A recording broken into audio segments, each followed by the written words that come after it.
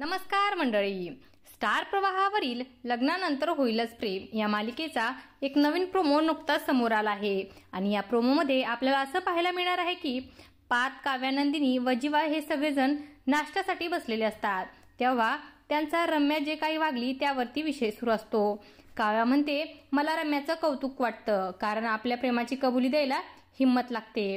काव्याने जीवासाठी हा मारलेला टोमणा काव्याचं बोलणं ऐकून जीवा सुद्धा तिला टोमणा मारतो, म्हणतो आपल्या प्रेमाची वाट बघायला सुद्धा हिम्मतच लागते। जीवाने काव्याला असा टोमणा मारलेला असतो कारण काव्याने जीवाची वाट न बघताच पार्थ सोबत लग्न केलं याचा राग त्याच्या मनात असतो। आता नंदिनी काव्याकडे बघत म्हणते, आपल्या प्रेमाचा हात सोडून समोर आलेल्या आयुष्याचा हात धरायला हिम्मत लागते।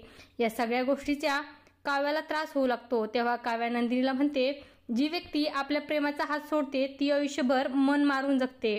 काव्याच्या बोलण्यावरती जीवा व सगळेजण तिच्याकडे बघू लागतात।